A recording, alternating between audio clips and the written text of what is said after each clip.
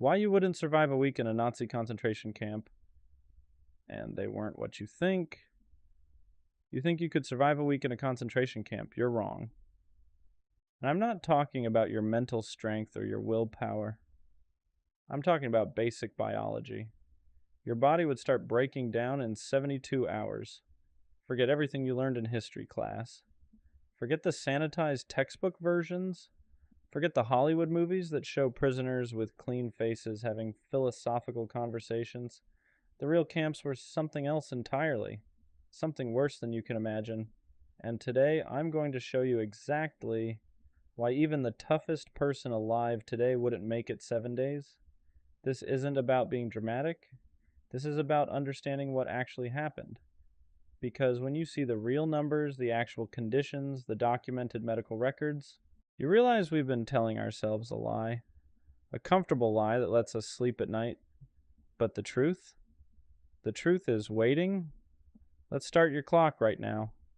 You're on a cattle car. You've been standing for 36 hours, no food, no water, no bathroom. You're pressed against 80 other people in a space designed for 40. 3 people have already died standing up. Their bodies can't fall because there's no room.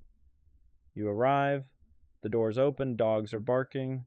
Men in uniforms are screaming in a language you might not understand. You have 30 seconds to get out. Someone falls. They're beaten with a rifle butt. You step over them because you have no choice.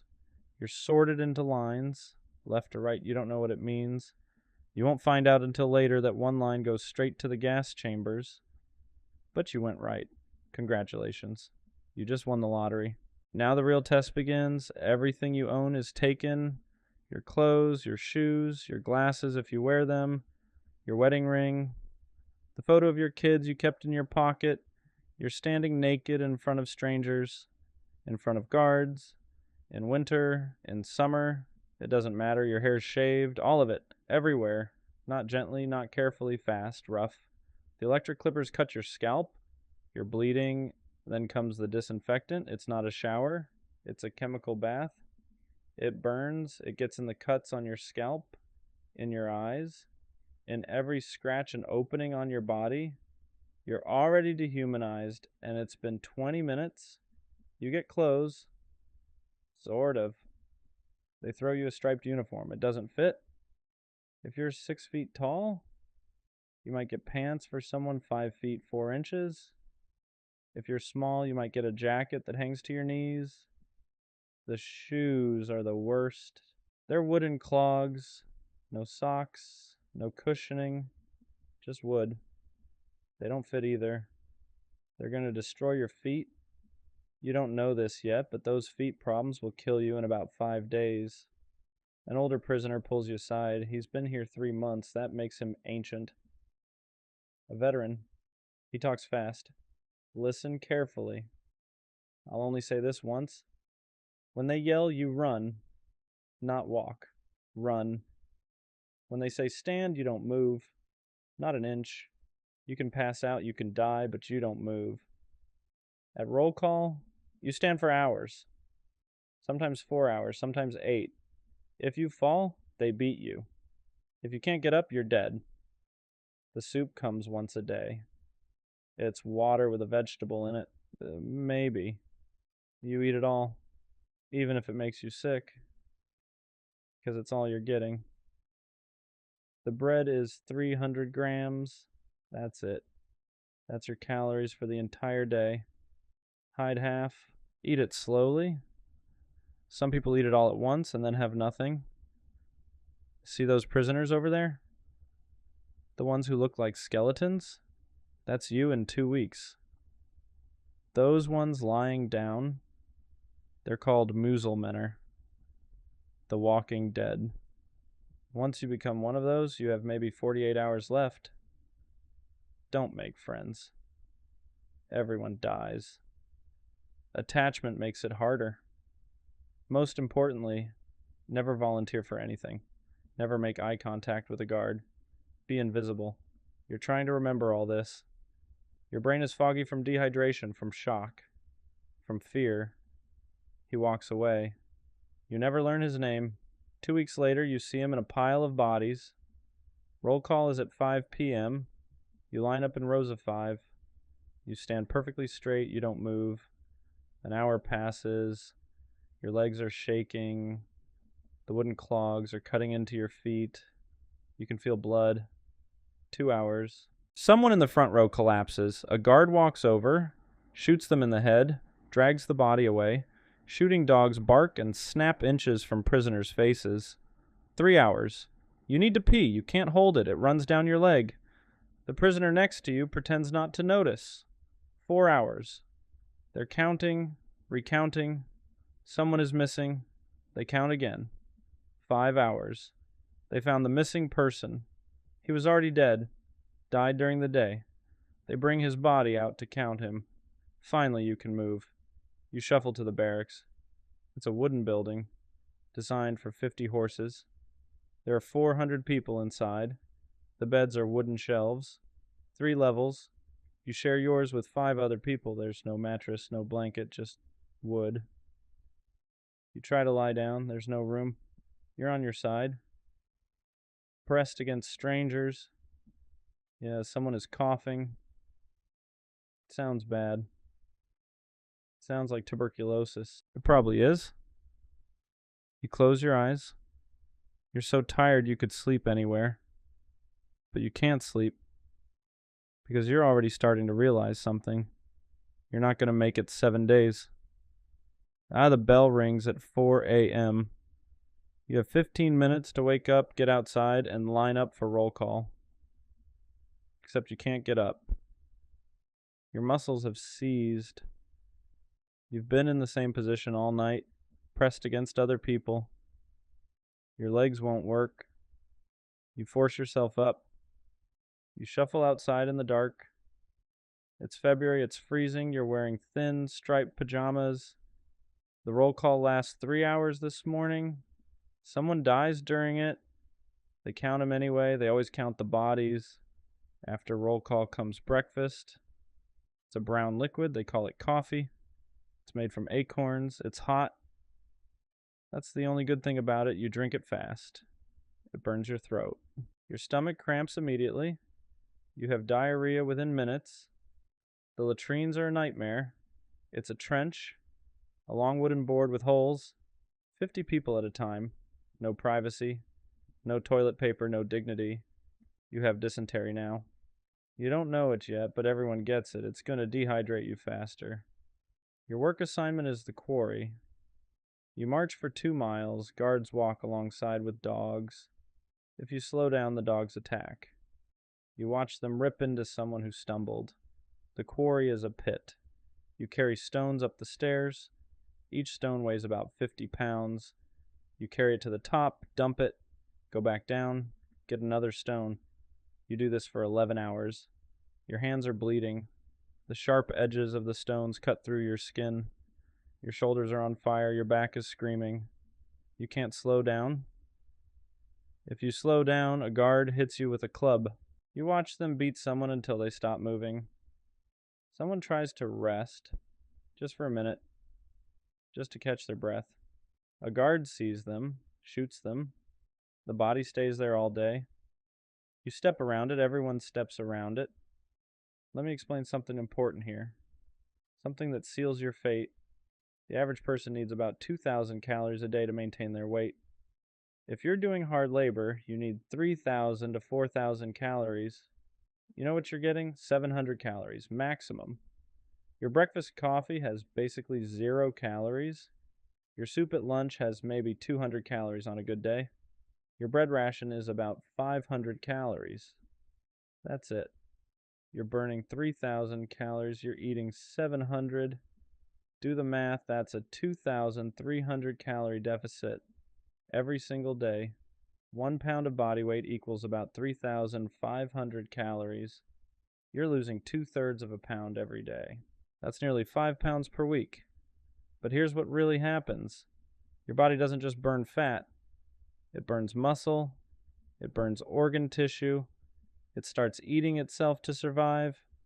You're back at the barracks. You can barely walk. Your feet are destroyed. The wooden clogs have rubbed your heels raw. Every step is agony.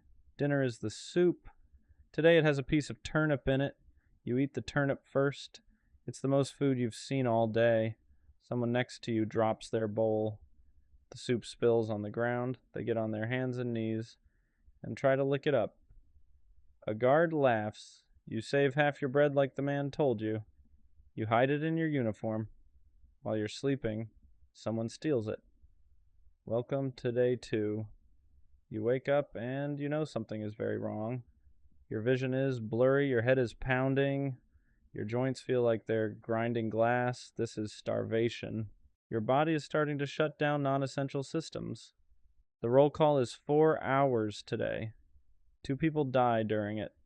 1 just drops. Heart failure. The other has a seizure. The guards wait until they stop moving, then drag them away. You're shaking uncontrollably. It's not just the cold. Your blood sugar is dangerously low. Your body has no glycogen stores left. It's eating your muscle tissue now. Back to the quarry, you lift a stone. Your arms nearly give out. You force yourself to carry it up the stairs. Each step is harder than the last. Halfway up, you trip. You fall. The stone lands on your hand. You hear something crack. Your hand is broken. 2 fingers are bent at wrong angles. A guard walks over. You think he might help. Instead, he tells you to get up and get back to work. You can't use your hand. You carry stones with 1 arm. It takes twice as long. You don't meet your quota. At the end of the day, they beat you for being lazy. Let's talk about what's actually happening inside your body right now. You're 72 hours in. You've consumed maybe 2,000 calories total. You've burned about 9,000. That's a 7,000 calorie deficit. Your body has entered a state called cachexia. It's a form of metabolic shutdown. Your body is catabolizing, eating itself at an accelerated rate. Your immune system is compromised. You have no defenses against disease. The tuberculosis you were exposed to on day 1, it's taking root. Your digestive system is failing. The dysentery is constant. You're losing electrolytes faster than you can replace them. Your heart rhythm is becoming irregular. The wounds on your feet are infected without antibiotics, without proper care. They're going to become gangrenous in another day or 2. Your broken hand is swelling. It's infected too. The bones aren't set. They're not going to heal properly. But that doesn't matter because you're not going to live long enough for that to be a problem. You have scurvy. Your gums are bleeding. Your teeth are loose. This happens fast when you have 0 vitamin C. You have pellagra from niacin deficiency. Your skin is cracking and peeling. Your mouth is covered in sores. You're anemic. Your body has stopped producing red blood cells efficiently because it has no iron, no B vitamins, no protein to work with. And you're only 3 days in. You can't get up. Your bunkmates try to help you. They pull you to your feet. Your legs won't hold you. You collapse. One of them, an older man, looks at you with sad eyes. You're becoming a Musulman, he says quietly. You don't understand. He explains. A Musulman is someone who has given up, someone whose body is shutting down. Once you can't work, you're dead. Maybe not today. Maybe not tomorrow. But soon. They drag you outside for roll call. You can barely stand. You're swaying. The ground is moving under your feet. The guards notice. They always notice. One walks over, looks at you, writes something on a clipboard. You've been selected. Here's what you didn't know about concentration camps. There were constant selections. Too sick to work? Selected. Too weak to keep up? Selected. Injured? Selected. Selected for what? At first, they told prisoners they were going to the infirmary to recover, to get better. That was a lie. Selection meant the gas chamber. You're loaded onto a truck with about 40 other people. Everyone is sick. Everyone is injured. Some are unconscious. The truck drives for 10 minutes. It stops at a building, a red brick building with a tall chimney. You're told to undress, to take a shower. You'll feel better after. Some people believe it. Some people know what's coming. You can tell by their eyes. You're too weak to resist, too tired to care. You shuffle into a room. The door closes behind you. It's dark. You hear it lock. Then you hear something else. A hissing sound. Let's say you didn't get selected on day 4. Let's say you somehow pushed through. Let's see how much longer you'd really last. Because some people did survive longer than a week. Some people lived months. A few lived years. How? That's what we need to understand. Because the answer isn't what you think. Here's the first thing you need to know. Not everyone in the camps had the same experience. There was a hierarchy. A brutal, terrible hierarchy. At the top were the capos, prisoners who supervised other prisoners. They got extra food, better sleeping quarters. They stayed alive by being useful to the SS. Many capos were criminals, violent criminals. The Nazis deliberately chose the worst prisoners to control the others. Some capos were more brutal than the SS guards themselves. They beat prisoners. They stole food. They selected people for death to save themselves. Below the capos were skilled workers, electricians, carpenters, mechanics. If you had a skill the Nazis needed, you had a slightly better chance. They still starved. They still lived in hell. But they might get an extra piece of bread. They might work indoors instead of in the quarry. At the bottom were the regular prisoners, the ones doing hard labor, the ones in the quarry, the ones building roads, the ones carrying stones. Their life expectancy was measured in weeks. Let's be honest about something. If you're watching this video, you're probably not going to have a survival skill that helps. You can code? Useless. You're good at PowerPoint? Useless. You know social media marketing? Completely useless. Can you fix a truck engine? Maybe. Maybe that saves you. Can you repair electrical systems? Possibly. Are you a doctor? That's your best chance. But probably you're like most modern people. You have skills that only matter in a modern world, skills that mean nothing when you're being worked to death in a quarry.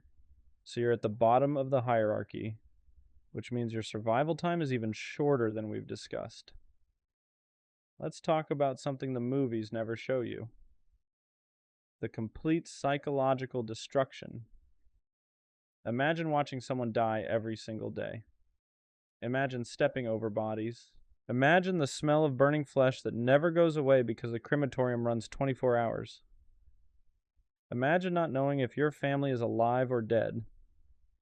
Imagine wondering if your children are in the camp next door, or if they're already ash. Imagine living in constant terror. Any moment could be your last. Any guard could decide to beat you to death just because they're bored. You have no hope, no timeline, no end date. For all you know, this is your life now. Forever. Many prisoners lost their minds. They walked into the electric fence. They provoked guards into shooting them. Suicide was rampant. Some went catatonic. They stopped eating, stopped drinking, just sat and stared until they died. The ones who survived longer had something. Maybe family inside the camp. Maybe a friend. Maybe just pure spite. Determination to outlive their captors. But even they were breaking. Just slower. Let's continue your timeline. You made it past day 4. You weren't selected. Maybe you hid during selection. Maybe you forced yourself to stand up straight. Maybe you just got lucky. But your body is done. By day 5, you can't think straight. Your brain needs glucose to function. You have none. You're in a constant fog. You can't remember things. You forget instructions. This gets you beaten, which makes everything worse. Your muscles are wasting away. Your body is cannibalizing them for energy. Your legs look like sticks. Your ribs are visible. Your face is hollow. The infections in your feet have spread. You have blood poisoning. Your fever is 104 degrees. You're delirious. You can't control your bowels anymore.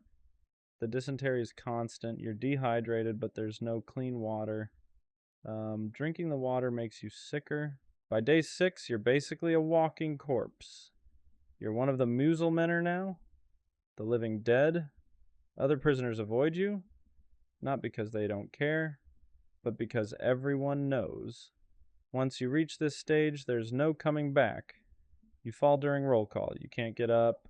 Guards drag you away. That's the end. 7 days, maybe. If you're lucky and strong and young, most people didn't make it that long. Here's something most people don't realize. When we say concentration camp, we're actually talking about several different types of camps. There were labor camps. These were designed to work prisoners to death. Slower, but death was always the goal. There were transit camps, temporary holding places before prisoners were sent somewhere worse. There were POW camps. These were technically supposed to follow Geneva Convention rules. They rarely did. And then there were the extermination camps. These had one purpose: industrial murder. Auschwitz-Birkenau, Treblinka, Sobibor, Belzec, Chelmno, Majdanek. These weren't designed for labor. They were designed for killing as many people as possible, as quickly as possible. At an extermination camp, you wouldn't last 7 days. You wouldn't last 7 hours. You'd arrive on the train. You'd be sorted immediately. 70 to 90% of people went straight to the gas chambers. Within 2 hours of arrival, you were dead. The Nazis killed 6 million Jews. They also killed Roma, disabled people, gay people, political prisoners, Soviet POWs, Jehovah's Witnesses, and many others. Approximately 17 million people total in the camps and killing operations. Think about that number. 17 million. That's more than the current population of New York, Los Angeles, and Chicago combined, all murdered in about 4 years. Let me put this in perspective for you. Auschwitz operated for about 4.5 years. At its peak, it killed about 6,000 people per day. That's 250 people per hour, 4 people per minute, 1 person every 15 seconds for years. The Nazis built the camps with industrial efficiency. They studied flow rates. They calculated optimal killing methods. They improved their systems. They figured out that Zyklon B gas was faster than carbon monoxide. They figured out that cremating multiple bodies together saved fuel. They figured out that taking gold fillings from teeth before cremation was more efficient than after. This was systematic, organized, planned. And here's what really haunts me. This wasn't ancient history. This happened within living memory. Your grandparents' generation, maybe your great-grandparents, but recent. Modern. Industrial. We haven't even talked about the medical experiments yet. Dr. Joseph Mengele at Auschwitz, Dr. Sigmund Rascher at Dachau, Dr. Horst Schumann, Dr. Karl Klauberg. These men performed experiments on living prisoners without anesthesia, without consent, without mercy. They wanted to see how long people could survive in freezing water. So they dunked prisoners in ice water and timed how long until death. They wanted to test high altitude sickness, so they put prisoners in pressure chambers and reduced the pressure until their lungs burst. They wanted to sterilize people quickly, so they experimented with radiation, chemicals, and surgical procedures on prisoners who never agreed and never survived. They infected prisoners with diseases to test treatments: malaria, typhus, tuberculosis. They performed surgeries without reason, removed organs, transplanted limbs, all to see what would happen. Children were special targets, twins especially. Mengele was obsessed with twins. He performed experiments to try to change eye color, to try to create conjoined twins, to try to understand why twins occur. Most of his subjects died. The ones who survived were traumatized beyond measure. And after the war, many of these doctors escaped justice. Some came to America. Some went to South America. Some were protected because the Allies wanted their research data. That's the world we live in. You might be wondering why I'm telling you all this. Why go into such horrific detail? Because we're forgetting. A recent survey found that 63% of Americans don't know that 6 million Jews were killed in the Holocaust. 36% of Americans couldn't identify what Auschwitz was. In some parts of the world, Holocaust denial is growing. People claim it didn't happen, or it's exaggerated, or it wasn't that bad. And each year, fewer survivors remain to tell their stories. Soon they'll all be gone. And when they're gone, the truth becomes easier to distort. That's why these details matter. That's why we need to understand not just that it happened, but how it happened. Because this wasn't done by monsters from another planet. This was done by humans, educated humans, humans with families, humans who went home at night and kissed their children. The commandant of Auschwitz, Rudolf Höss, had 5 children. He lived in a nice house right next to the camp. His children played in the yard. You could see the crematorium from their window. Heinrich Himmler, architect of the Holocaust, cried when he watched an execution. The violence upset him, so he ordered the development of more efficient methods where he wouldn't have to watch. These weren't sadists. Well, some were.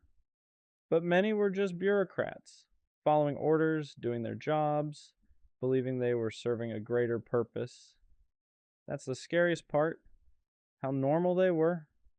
When Allied forces liberated the camps in 1945, even hardened soldiers broke down.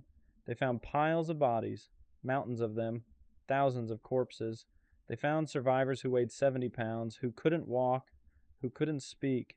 They found warehouses filled with shoes, with suitcases, with human hair, with gold teeth. Some soldiers took photographs because they knew people wouldn't believe it. They knew it was too terrible to accept.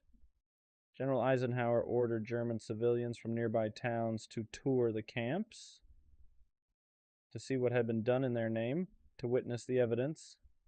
Some civilians claimed they didn't know. That's probably a lie. The camps smelled. The smoke was visible for miles. Everyone knew something. But it's easier to pretend, easier to look away, easier to convince yourself it's not your problem. Many survivors couldn't adjust after liberation. They had lost everyone, everything. They had no home to return to, no family to find. Some died in the days after liberation. Their bodies couldn't handle real food after years of starvation. Their systems were too damaged. Those who survived carried the trauma forever. Nightmares, flashbacks, survivor's guilt. Why did I live when everyone else died? That question haunted them for life. Let's address some common misconceptions about the camps. Things people get wrong. Things that make the truth even harder to accept. Myth 1. The camps were like prisons. Number. Prisons have rules. Prisons have standards.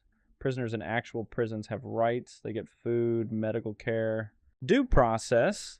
The camps had none of that. The camps were designed to destroy humans, to strip away every piece of dignity and humanity until you were an object. Myth 2. People could have resisted more. Easy to say from your comfortable chair, but you're starved, beaten, surrounded by armed guards and dogs. You're outnumbered thousands to 1. There were resistance efforts, the uprising at Sobibor, the revolt at Auschwitz-Birkenau, the Warsaw Ghetto uprising. They were heroic. They were also mostly unsuccessful. The Nazis crushed them with overwhelming force. Resistance meant certain death, not just for you, but for hundreds of others as collective punishment. When one prisoner escaped from Auschwitz, the Nazis killed 10 other prisoners, sometimes 20. Random selections. How do you resist when your action means your friends die? Myth 3. The local population didn't know. Some didn't, most did. They chose not to see. The camps were integrated into local economies. German companies used camp labor. Local businesses supplied the camps. Civilians worked as guards, as administrators, as cooks. You couldn't not know, but you could pretend. Myth 4. It couldn't happen again. This is the most dangerous myth. It happened in Cambodia in the 1970s. The killing fields, 2 million dead. It happened in Rwanda in 1994, 800,000 dead in 100 days. And it happened in Bosnia in the 1990s, ethnic cleansing, genocide. It's happening right now in various parts of the world. Different names, different methods, same human capacity for organized cruelty. The machinery of genocide is always available. It just needs someone to turn it on. Let's talk about the small percentage who actually survived the camps long term. They had specific factors working in their favor. If you arrived early in the war, you had a better chance. The camps weren't at full capacity yet. The killing hadn't reached peak efficiency. If you arrived late, especially 1944 to 1945, your chances were near zero. The Nazis knew they were losing. They accelerated the killing. Young, healthy men had the best chance. Not good chances, but better than others. Children were killed immediately. Elderly were killed immediately. Pregnant women were killed immediately. Sick people were killed immediately. If you were a doctor, your survival odds increased dramatically. The camps needed doctors. If you were a skilled tradesman, electrician, plumber, mechanic, you might be kept alive. If you spoke German, that helped. You could understand orders, avoid mistakes. Mostly it was luck, random luck, arbitrary luck. You happened to not be in the selection line that day. You happened to not catch typhus. You happened to not anger the wrong guard. Primo Levi, a survivor and author, wrote about this. He said survival was 90% luck and 10% everything else. The strongest people died. The smartest people died. The most moral people died. Some terrible people survived because they collaborated. Some wonderful people survived despite refusing to collaborate. There was no justice in who lived and who died. Even survivors who physically recovered never fully recovered mentally. PTSD wasn't widely understood then, but they had it. Severe, chronic, debilitating PTSD. Many couldn't talk about their experiences for decades. The memories were too painful, too traumatic. Some became hypervigilant, always prepared for disaster, always expecting the worst. Some became withdrawn, emotionally distant, unable to connect with others. Some became obsessive about food, hoarding, overeating, terrified of hunger. Many had survivor's guilt. Why did I live when my wife died? When my children died, when my parents died, that guilt destroyed some survivors. They couldn't bear it. Suicide rates among survivors were high even decades later, and then their children inherited the trauma.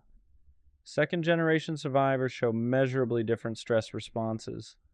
The trauma changed their parents at a genetic level. Third-generation survivors, grandchildren of Holocaust victims, still show effects.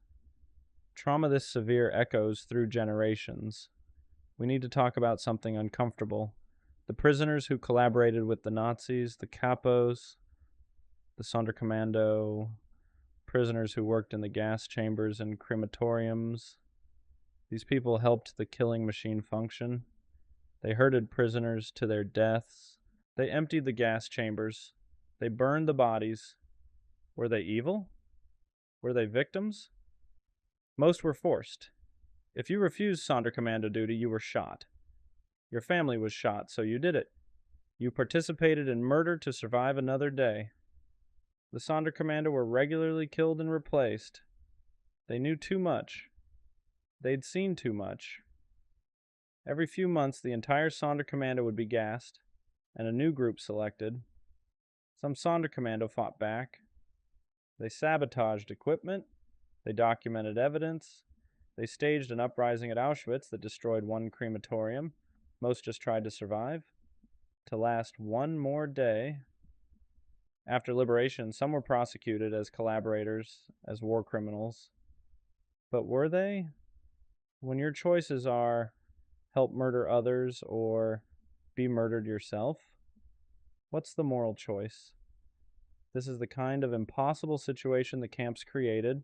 Everyone was a victim, even the ones who participated, except the Nazis.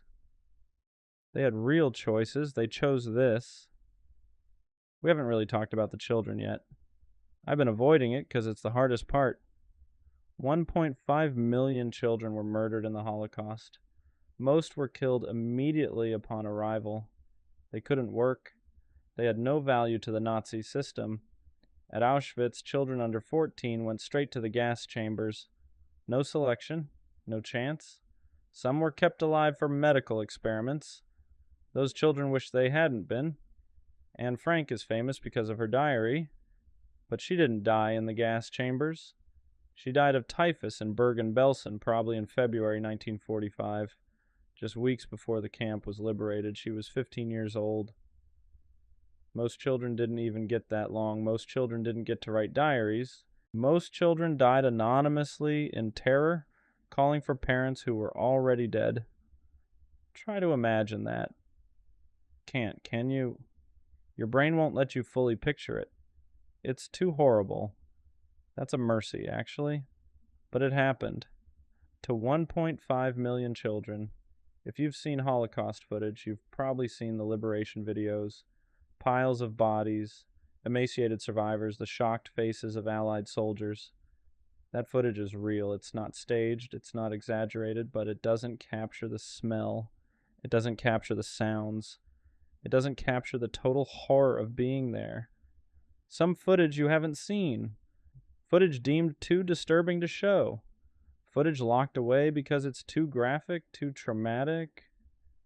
Footage of the gas chambers when they were opened. Footage of the crematorium operations. Footage of executions.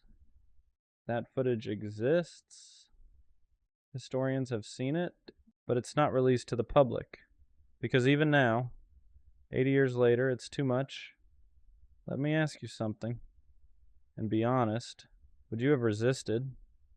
Would you have hidden Jews in your home, knowing if you were caught, your entire family would be killed? Would you have refused to serve in the SS, knowing refusal meant execution? Would you have stood up to the Nazi government when doing so meant imprisonment or death? Most people say yes. They want to believe they'd be heroes. But statistically, they're wrong. Most Germans weren't Nazis. Most were ordinary people who went along, who kept their heads down, who told themselves it wasn't their problem, not because they were evil, because they were scared, because they had families to protect, because standing up seemed impossible. The ones who did resist, they were extraordinary, they were rare, and most of them died. Oskar Schindler saved 1,200 Jews. He's famous for it. There's a movie about him. But you know how many Germans lived in Nazi Germany? 70 million. So 1 in every 58,000 people did what Schindler did. Maybe. Those aren't good odds. Most likely you would have been part of the 99.99% who didn't resist, who convinced themselves they couldn't do anything, who prioritized their own survival. That's not a judgment. That's just statistics, that's human nature. But it's worth thinking about, worth being honest about, because it might happen again in some form in your lifetime, and you need to know what you're actually capable of, not what you want to believe you're capable of. So let's come back to the original question. Why wouldn't you survive a week? We've covered the physical reasons: starvation, disease, infection, exhaustion. The human body simply can't function on 700 calories a day while doing hard labor. Your body would start failing in 72 hours. By day 7, you'd be dead or dying. But there's another reason, a deeper reason. You're not built for this. None of us are, not anymore. We live in the most comfortable era in human history. We have food whenever we want it. We have medicine. We have heating and air conditioning. We have clean water. We've never experienced real deprivation, real suffering, real fear for our lives. When our phone dies, we feel anxious. When we're hungry for a few hours, we feel irritable. When we're uncomfortable, we complain. We're soft, not as an insult, as a fact. And that softness would kill you in the camps. Fast.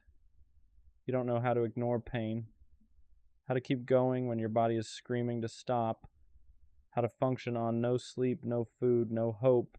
The prisoners who survived longest weren't necessarily the strongest or the smartest. They were the ones who could adapt to impossible circumstances, who could find meaning in meaninglessness, who could endure what seemed unendurable. Could you do that? Probably not. Neither could I. And that's the point. That's what makes the Holocaust so horrifying. It took normal people and put them in circumstances so extreme that almost none of them survived.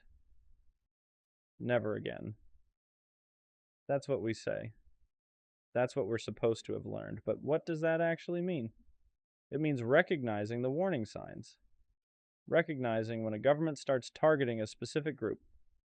When propaganda dehumanizes people, when violence against minorities is normalized. It means standing up even when it's uncomfortable, even when it's risky, even when it would be easier to look away. It means understanding that ordinary people can commit extraordinary evil when they're following orders, when they're scared, when they convince themselves it's necessary. It means never believing it can't happen here. Because it can. It has happened. It keeps happening. The machinery exists in every society. The capacity exists in every human. All it takes is the right circumstances, the right leader, the right fear. The survivors who are still alive have a message they've been trying to tell us for decades. Remember, bear witness. Don't let the world forget, because when the last survivor dies, we lose something we can never get back. We lose the direct connection to that history. We lose the people who can look you in the eye and say, I was there. I saw it. It happened. It was real.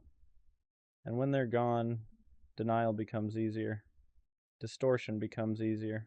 Repetition becomes easier. That's why this matters.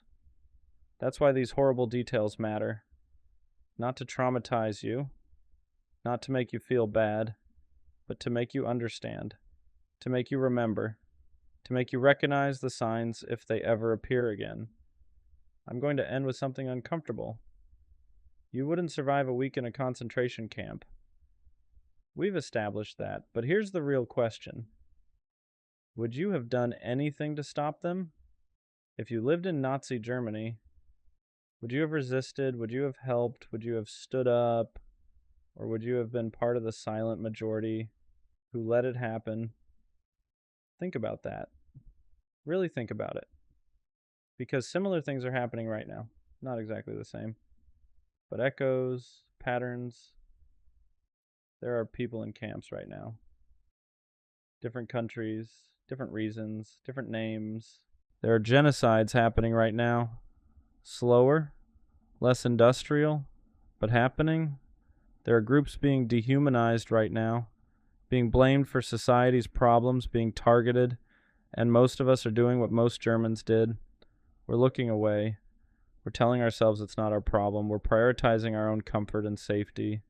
So ask yourself, are you any different than the Germans who let it happen? And that's the real question. That's the question this video is actually about. Not whether you could physically survive a week in a concentration camp. You couldn't. Nobody watching this could. But whether you'd have the moral courage to try to stop it from happening in the first place. Whether you'd risk something, sacrifice something, stand up when it mattered. Most people won't. Throughout history, most people don't, but some do. And those people are the only reason any progress ever happens. Those people are the only reason anyone survived at all. So which person are you going to be? The Holocaust happened. It was real. It was worse than most people can imagine. 6 million Jews, 11 million total, murdered systematically over 4 years. They were real people with names, with families, with dreams and fears and hopes. They weren't numbers, they weren't statistics, they were humans just like you. And they died in ways too horrible to fully describe, in pain, in terror, in despair. The only way to honor them is to remember, to learn, to bear witness, and to make damn sure it never happens again. Not in Germany, not anywhere, not ever. That's why you need to know you wouldn't survive a week.